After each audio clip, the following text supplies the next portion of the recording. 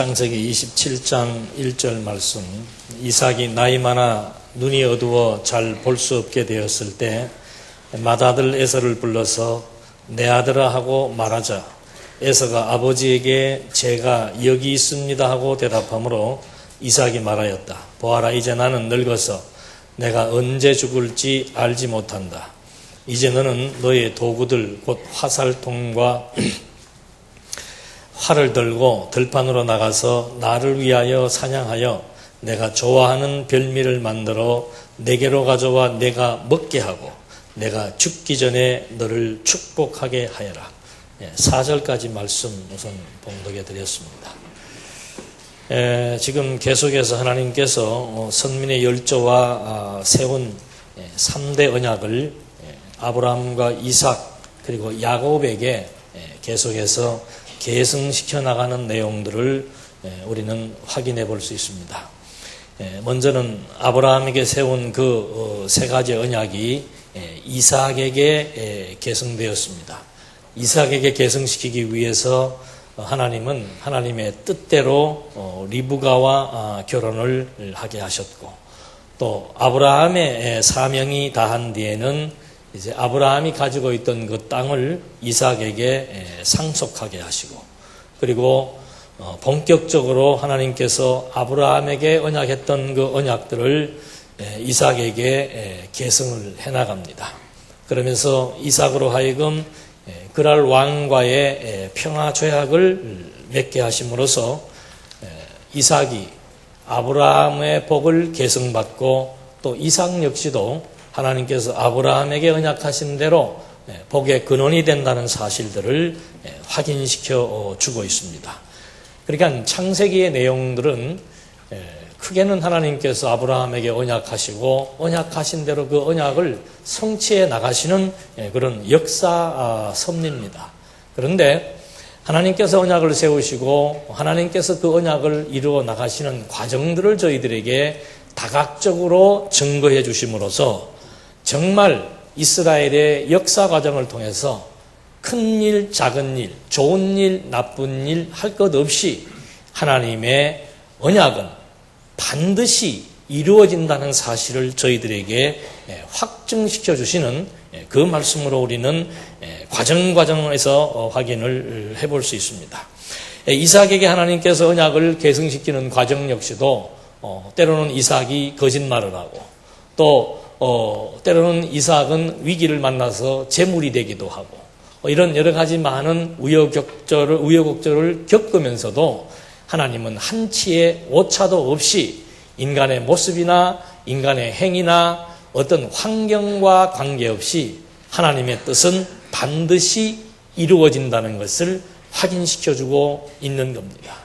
이건 너무나 쉬운 얘기 같습니다. 그런데 하나님께서는 이렇게 쉬운 내용을 2000년 이스라엘의 역사를 통해서 계속해서 증거하시고 확인해주고 있습니다. 신약의 교회 역사도 마찬가지입니다. 예수님께서 승천하시면서 예루살렘, 유대, 사마리아 땅끝까지 이르러서 복음이 전파될 것을 약속하십니다. 그 약속은 하나님의 뜻입니다. 그 뜻이 정말 이념을 초월하게 되고 종교적인 갈등도 초월하게 하고 여러 가지 많은 인간적인 장애 요소가 있음에도 불구하고 지금도 최전선은 바로 중동 지역입니다. 제가 갔던 곳은 인도였는데 인도 바로 옆이 파키스탄입니다. 파키스탄 바로 옆이 아프가니스탄이고 아프가니스탄을 지나면 바로 중동 땅입니다. 그런데 이번에도 제가 직접 목도한 것은 아닙니다만은 갈 때마다 그런 선교에 대한 보고들을 듣게 되는데 아프가니스탄에서 기독교인들을 처형하는 일들이 있어가지고 뭐 한국에는 뭐 보도가 됐는지 모르겠습니다만은 그런 일들이 벌어져서 그 최전선에서 복음을 전하고 있던 한국인 선교사 이번에도 가서 보니까는 저는 추워요. 조금 한국에 오니까 50도씩 뭐 처음에 갔을 때 46도 뭐 온도가 1도씩 올라가더니 거의 뭐 50도를 육박하고 나중에는 차 그 히터가 에어컨이 고장이 나서 뜨거운 바람 50도 차 안 온도에 뜨거운 바람이 나오니까 한 80도 되겠죠. 몇 던지를 모르겠습니다만 하여튼 더위라는 것을 혹독하게 경험해 보았는데 그런 그 척박한 땅에 30대 후반, 40대 초반 젊은 세대기죠. 그분들이 어린애기들을 데리고 그런 데 와서 뭐 한인 목회 하시는 분도 있습니다만은 진짜 인도 원주민들을 향해서 그래서 힌디어를 배우고 그 원주민들과 소통을 위해서 많은 문화를 접하면서 그들에게 복음을 전하겠다고 와서 만나서 이렇게 얘기를 해보니까 하고 싶은 말이 여기까지 있는데 어떻게 하려고 여기를 왔느냐고 말을 하고 싶은데 아까 우리 꼬마가 청중을 향해서 외치듯이 너무 막 열정이 대단하니까 제가 무슨 말을 못 하겠더라고요. 그게 참 선배로서 또 어떻게 보면은 뭐 자식 같기도 하고 그런데 인간적으로 보면 짠한 마음이 있죠. 아이고 저는 뭐 한 3주 있어 봤는데도 물론 뭐 살면은 살겠습니다만은 그런 데를 그래 일부러 찾아와서 복음을 전하겠다라고 하는 그런 열정, 사명. 그리고 아프가니스탄에도 간 사람들도 뭐 기반 닦이셔 있는 분들이 아니더라고요. 그냥 애들 데리고 어떻게 거기를 사는지를 모르겠어요. 거기도 숨어 돌아다니면서 살면서 복음을 전파하다가 막 사람을 잡아 죽이니까 피난 나와서 그 옆에 그 중동 지역 어디예요? 큰 빌딩 있는 데가 어딥니까? 두바이. 거기가 어저께도 물었죠. 선교 전략지예요. 중동을 들어가는 선교 전략지역 한국교회가 거기 또 하나 있답니다. 선교사들이 위험이 생기면 그쪽으로 피신해서 있다가 또 들어간대요. 그래서 이게 하나님의 뜻이 아니면은 정말 그 뜻을 깨닫게 해준 열정과 사명이 아니면은 어떻게 이렇게 오지로 가고 싶은 마음이 들겠습니까? 3주간 다녀온 저도 뭐 이렇다 저렇다 할 말이 없는 거죠. 그런데 일부러 찾아가서 복음을 전한다는 거. 그래서 저는 정말 2000년 전에 예수님이 하신 약속의 말씀이 진짜로 우리 눈앞의 현장에서 결국은 예루살렘에서 시작된 이 복음의 불꽃이 전 세계를 한 바퀴 돌면서 다시 예루살렘으로 향해서 가고 있는 최전방입니다. 바로 그 인접한 중동 지역, 그리고 인도 지역도 지금 남부 지역 같은 데도 그랬고, 세미나를 하러 오신 그 목사님, 인도 목사님 한 분도 힌두교 경찰이 그 교회를 불살라버려요. 거기는 뭐 법이 이렇게 별로 그렇게 효과가 없는 동네예요. 교통사고가 나도 와서 그냥 이렇게 하다 가면 끝이에요. 뭐 어디 뭐 다른 방법도 없고, 그 경찰이, 힌두교 경찰이 기독교 교회를 불질러서 오갈 데가 없으니까는 뭐 여기저기 전전긍긍하다가 아이러니하게도 다시 그 힌두교 학교 안에 들어가서 그 학교에서 예배를 본다 그래요. 그러니까 그게 어떻게 된 일인가? 힌두교는 다신사상입니다. 그러니까 힌두교라고 해서 무슨 꼭 하나의 신을 고집하는 것이 아니고 여기에서 믿는 종교, 저기에서 믿는 모든 신들을 다 인정을 하기 때문에 아마 그래서 그들은 우리는 기독교 그러면 유일신이고 절대신이잖아요. 근데 그 인도에서 믿는 기독교인들은 잘 점검을 해봐야 됩니다. 우리처럼 그런 절대신을 믿고 있는지 아니면 그냥 여러 신들 중에 하나를 믿는 것인지 그거는 확인해봐야 되겠지만 하여튼 그 원주민들, 기독교인들 13억 인구에 2천만 명 정도밖에 안 된다는데 그래도 그 인도 원주민들도 기독교로 전향하는 사람이 늘어가고 있고 그런 그 오지 척박한 곳에 가서도 복음을 전파하는 그런 그 생생한 현장을 보고 오면서 정말 하나님께서 우리 이 시대에 이렇게 편안한 여건 가운데서 살아가게 하시는 이유가 분명히 있을진데 그걸 우리가 깨닫고 정말 그 선한 일을 위해서 살아갈 수 있는 그런 지혜와 그리고 사명을 허락하신다는 것. 이건 정말 아무에게나 주어지는 축복이 아니라고 생각이 듭니다. 그래서 지금 창세기에 나와 있는 내용 역시도 전부 만사가 하나님의 언약대로 된다는 그 언약의 근간은 하나님의 뜻입니다. 작정이고 계획이죠. 그래서 사람이 아무리 자기의 길을 계획해도 모든 만사는 하나님의 뜻대로 됨을 확실하게 우리에게 보여주고 있는 내용들을 우리는 창세기를 통해서도 배울 수가 있고 뭐 로마서를 통해서도 배울 수가 있고 성경 어디를 보든지 간에 정말 만사가 하나님의 계획 따라 하나님의 능력으로 언약과 성취의 원리에 의해서 되어진다는 사실들을 통해서 우리는 정말 하나님이 살아계신다는 것을 확증하며 살아갈 수 있게 된 것입니다. 이와 같은 맥락에서 하나님께서 이제 야곱이 받은 복과 언약의 내용을 소개해 나가시는데 이삭이 야곱에게 축복하는 과정이 나옵니다. 이삭은 이제 나이가 많았는데 이 백내장에 걸렸는지 녹내장인지는 모르지만 하여튼 앞을 잘 볼 수가 없게 된 거예요. 그러니까 이것도 아브라함은 죽을 때 그런 거 없이 죽었잖아요. 근데 이삭은 또 이렇게 눈을 이렇게 시력이 나빠지게 해서 앞을 잘 볼 수가 없게 되었다. 이것도 다 이유가 있는 거죠. 이삭은 축복을 유대인의 전통에 의해서 장자인 에서에게 주고 싶은 마음입니다. 그래서 에서에게 아버지에게 받았던 그 축복을 장자인 에서에게 계승하려고 하는데 하나님은 반대예요. 처음부터 하나님은 지명해 두었습니다. 뱃속에 있을 때 에서와 야곱이 뱃속에 있을 때 하나님은 큰 자가 작은 자를 섬기게 될 것이고 에서는 미워하고 야곱을 사랑했다고 하나님이 미리 당신의 뜻을 밝혀놓은 것이죠. 그래서 결국은 이 지금 내용들을 우리가 살펴볼 때도 도대체 하나님은 어떤 경로와 과정을 통해서 왜 그렇게 하시는지를 정확히 우리가 확인해 볼 수 있는 겁니다.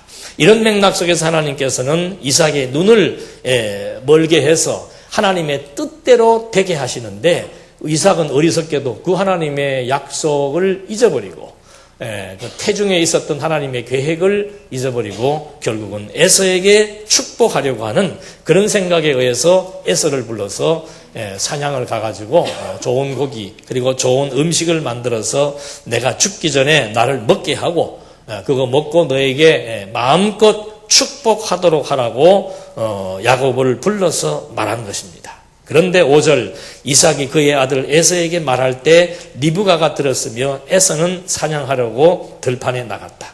리브가가 자기 아들 야곱에게 말했다. 보아라, 내 아버지가 내 형 에서에게 말씀하시는 것을 내가 들었다. 근데 이 리브가는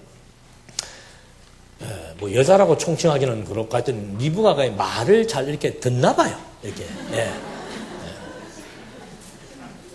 우리 아내들도 대충 그렇죠? 남자들 생각도 잘 파악을 하고 무슨 얘기하면 이렇게 잘 듣나 봐.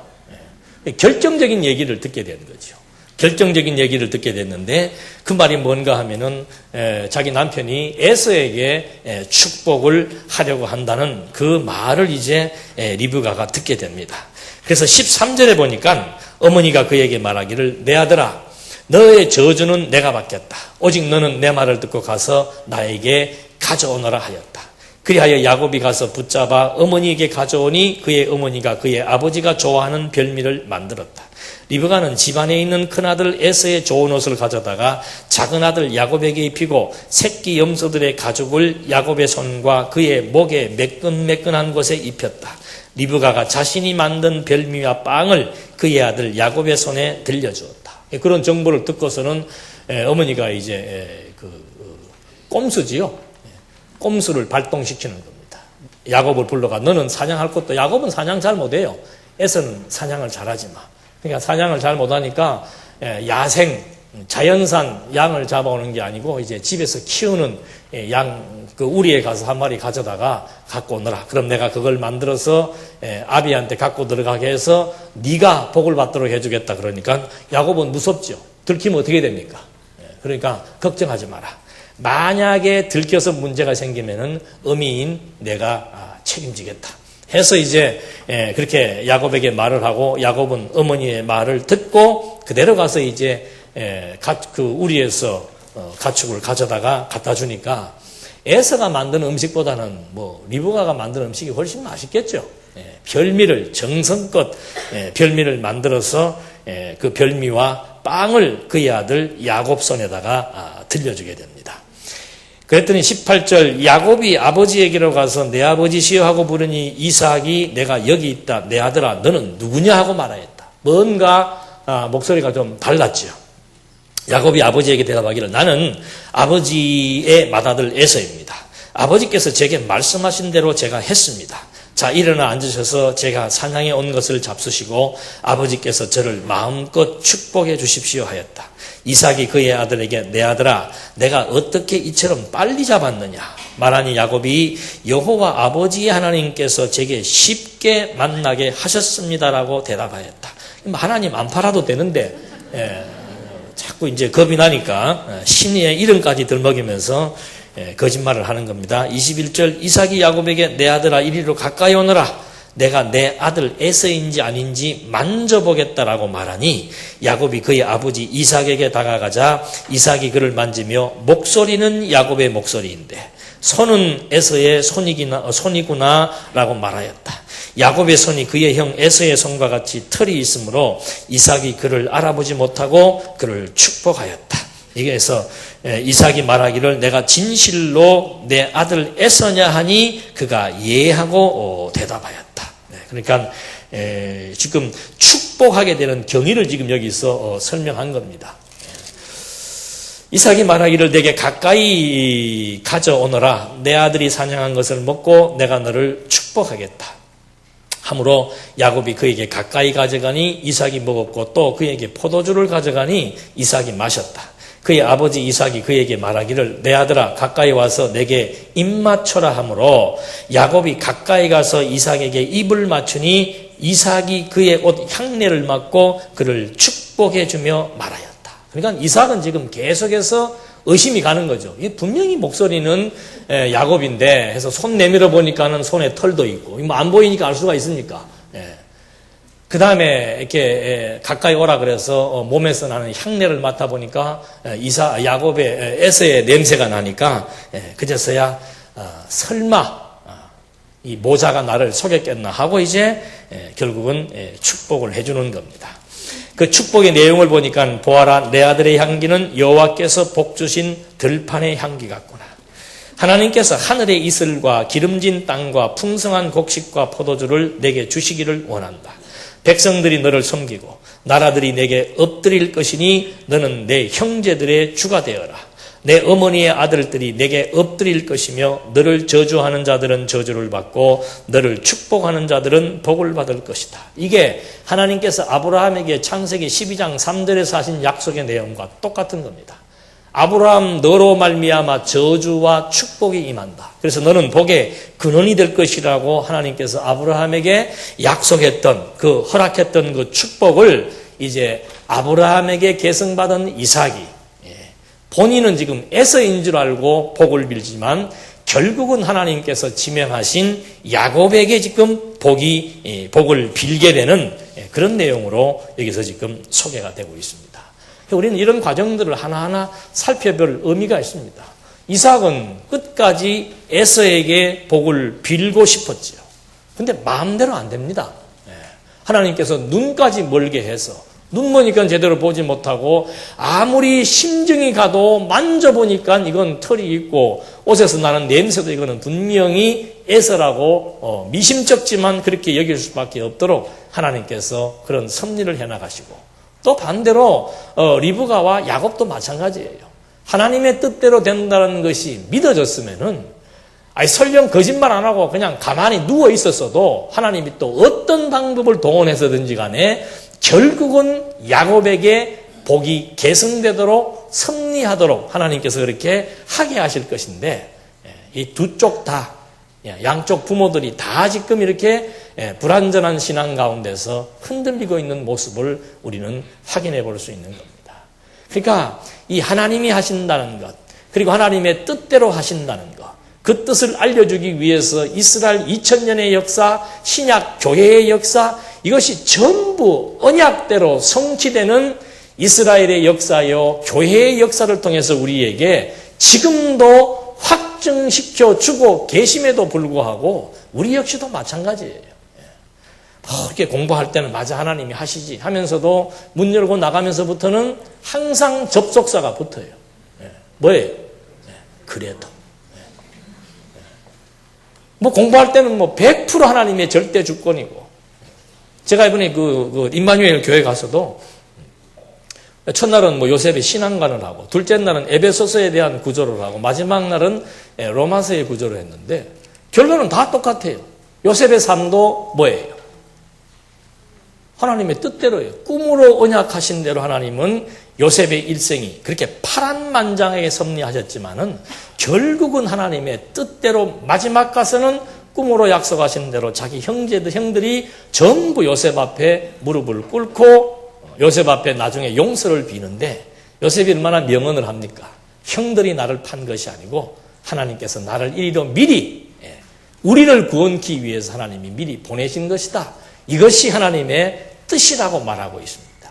에베소서도 마찬가지예요. 교회가 언제부터 왜 이렇게 세워졌는가? 하나님의 뜻이에요. 창세전 하나님의 뜻에 따라서 하나님은 교회 세우기를 작정하셨고 그 교회를 그리스도를 통해서 세우고자 하셨기 때문에 그리스도를 이 땅에 보내셔서 죽으시고 부활케 해서 그리스도의 몸된 교회를 세워 나오신 것이고 로마서의 내용도 마찬가지입니다.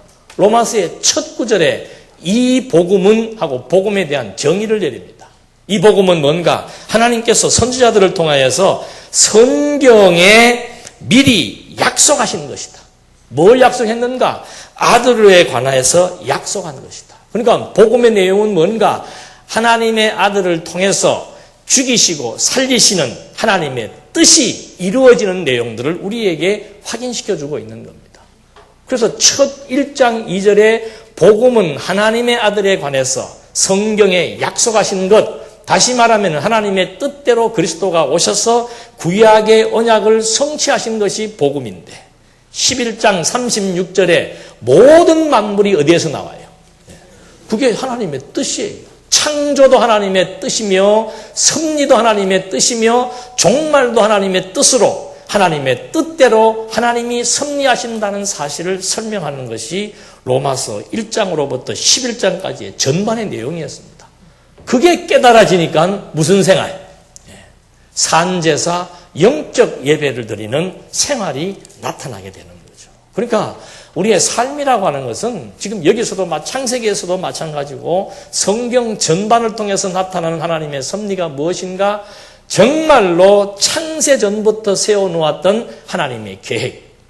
그래서 예수님도 뜻이 하늘에서 이루어진 것 같이 땅에서도 이루어지기를 기원한 것처럼 모든 만사가 하나님의 뜻에 따라 하나님의 능력으로 되어진다는 사실들을 지금 이삭을 눈멀게 하신 분도 하나님이시고 이삭을 눈멀게 해서 또 야곱으로 리브가로 거짓말을 하게 해서 속여서 복을 받도록 섭리해 나가시는 하나님의 섭리 역사. 이왕이면 정도를 통해서 복을 받게 하면 좋잖아요. 근데 하나님은 하시는 방법도 참 특이하게 해나가시죠. 아브라함도 아비멜렉을 속입니다. 아내를 누이라고 속였음에도 불구하고 거부가 되도록 섭리하시고 이삭도 그럴 사람들을 속입니다. 아내를 누이라고 속입니다. 그런데 속인 그 해에 소출이 100배나 되도록 섭리해 나가시는 하나님의 섭리 역사.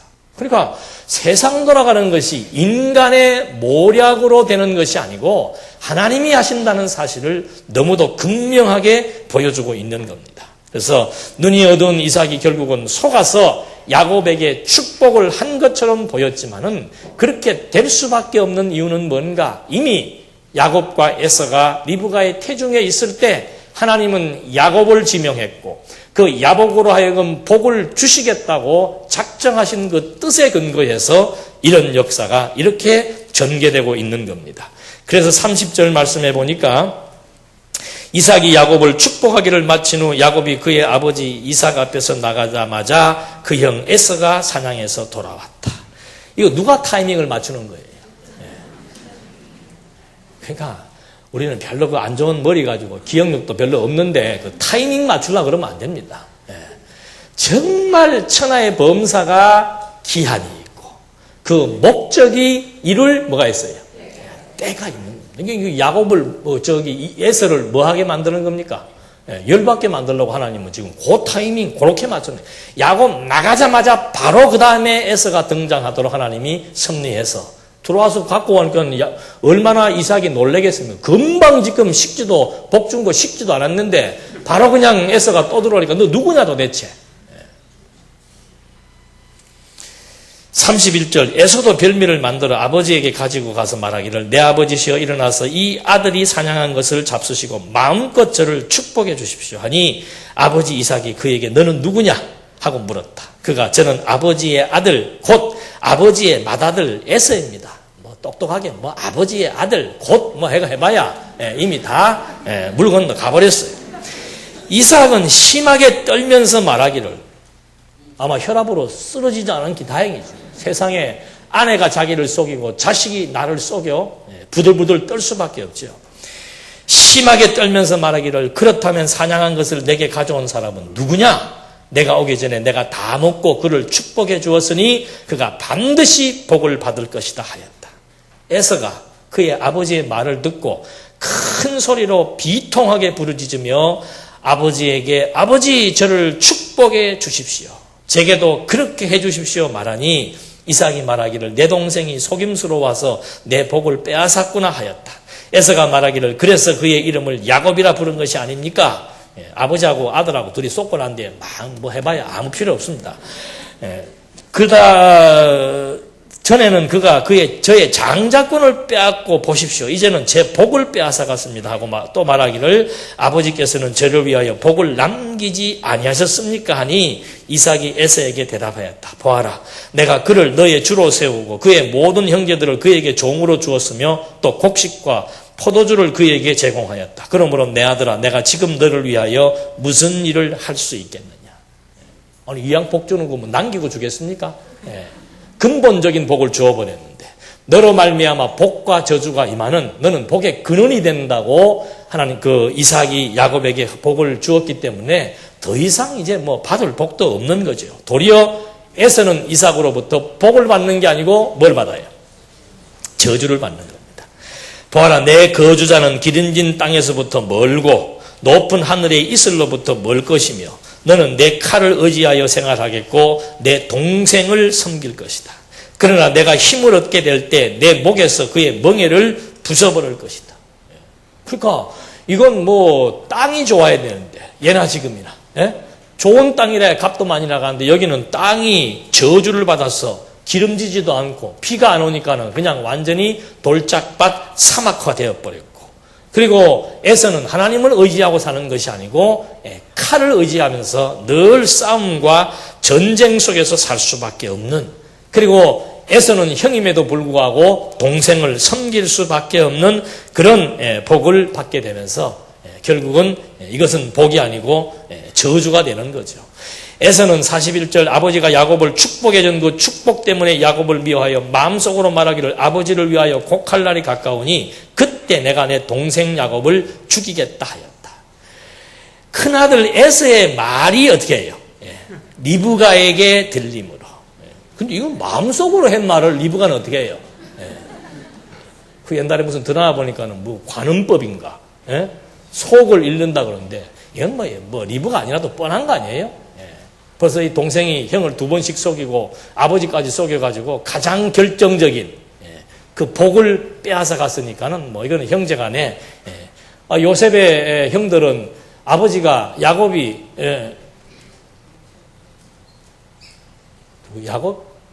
야곱이죠. 아버지가 그 요셉을 편애하는 것 때문에도 동생을 죽이려고 팔고 하는데 이건 지금 뭐 에서 같은 경우는 더 하겠죠.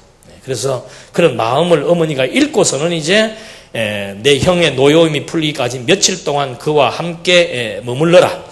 너에 대한 내 형의 분노가 풀려서 내가 그에게 행한 것을 잊어버리면 내가 사람을 보내어 너를 거기서 데려오겠다. 어찌 너희 둘을 하루에 이룰 수가 있겠는가.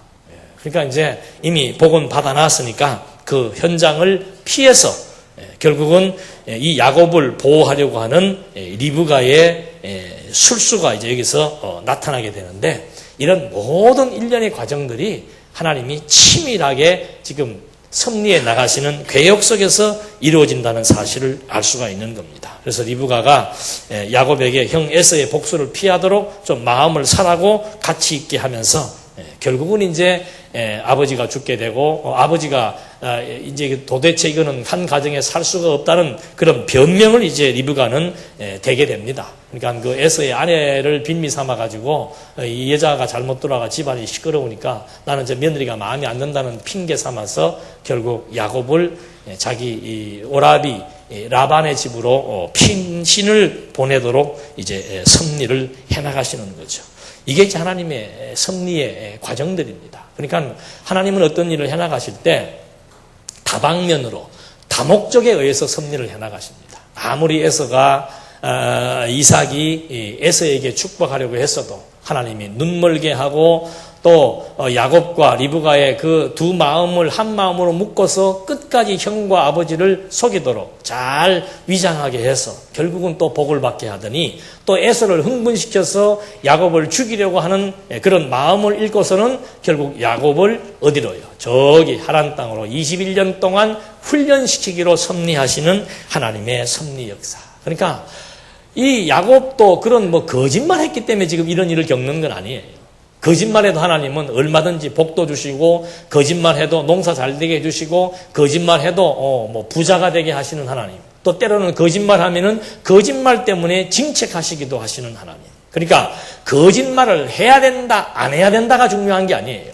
어떻게 해야 복을 받는다 안 받는다가 중요한 것이 아니고 하나님께서 복을 주시기로 작정한 자에게는 어떤 경로 어떤 과정을 통해서라도 복을 허락하시고 저주를 받기로 작정된 자들은 아무리 저주를 안 받으려고 해도 저주를 받을 수밖에 없도록 섭리해 나가시는 하나님의 섭리 역사.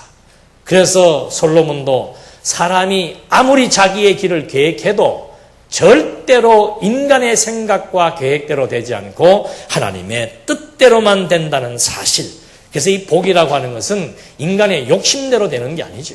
하나님의 뜻대로 되는 것이고 이미 우리가 받을 복도 창세 전부터 하나님이 작정해 놓으신 그 복의 대상자들에게 때를 따라 주신 복의 내용이 무엇인지를 깨닫게 하기 위해서 우리를 부르셔서 복받은 우리들의 삶이 얼마나 하나님의 은혜의 장중에 있는지를 깨닫게 해서 여호와 경외하고 여호와 의지하고 여호와를 찬송하며 살아가게 하시는 하나님의 이 섭리의 의도들을 우리는 복받는 즉 야곱이 복을 받는 과정들을 살펴보면서 정말 모든 만사가 하나님의 뜻대로 될진데 우리는 어쩌자고 창세 전부터 하나님의 자녀로 인쳐서 하나님의 백성 삼아서 이 땅에 살아가는 우리의 인생 여정을 하나님의 기쁘신 뜻을 따라 선한 길로 인도하신다는 사실을 깨닫게 하셔서 여호와만을 의지하며 살아가게 하시는 하나님의 섭리의 역사를 함께 살펴보았습니다. 기도하시겠습니다.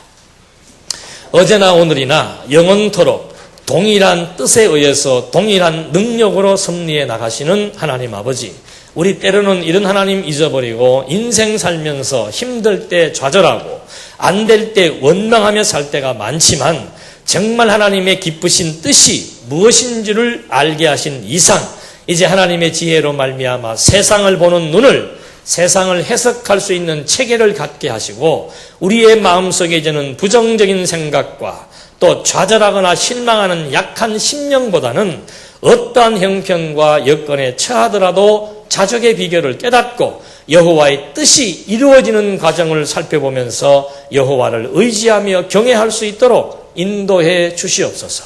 예수님의 이름으로 기도드립니다. 아멘.